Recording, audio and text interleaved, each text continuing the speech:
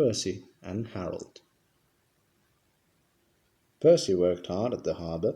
Toby helped, but sometimes the loads of stone were too heavy, and Percy had to fetch them for himself.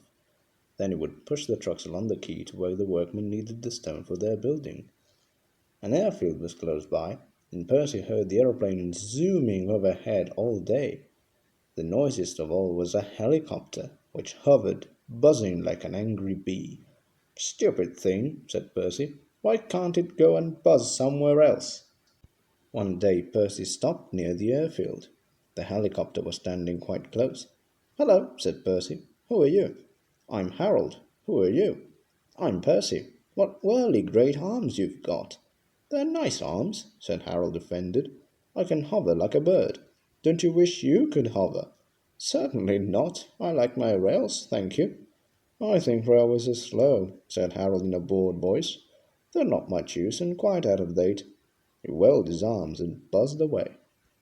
Percy found Toby at the top station, arranging trucks. "I say, Toby," he burst out, "that Harold, that stuck-up whirlybird thing, says I'm slow and out of date. Just let him wait. I'll show him."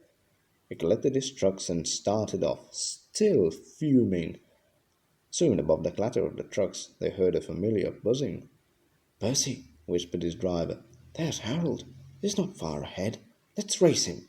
"Yes, let's," said Percy excitedly, and quickly gathering speed, he shot off down the line. The guard's wife had given him a flask of tea for his livenses. He had just poured out a cup when the van lurched and he spilt it down his uniform.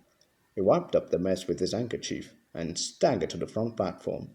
Percy was pounding along. The truck screamed and swayed, while the van rolled and pitched like a ship at sea.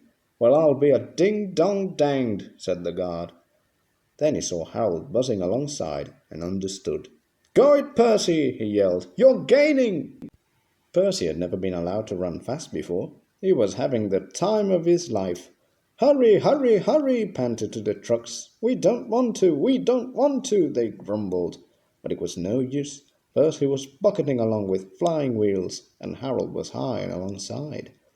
The fireman shovelled for dear life, while the driver was so excited that he could hardly keep still. "Well done, Percy!" he shouted. "We're gaining! We're going ahead! Oh, good boy! Good boy!"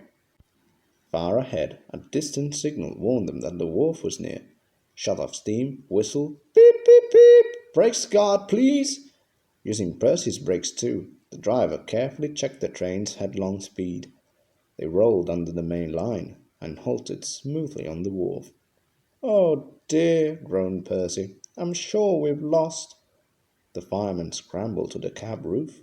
"We've won! We've won!" he shouted and nearly fell off in excitement. "Harold's still hovering. He's looking for a place to land." "Listen, boys," the fireman called. "Here's a song for Percy." Said Harold, "Helicopter to our Percy, you are slow.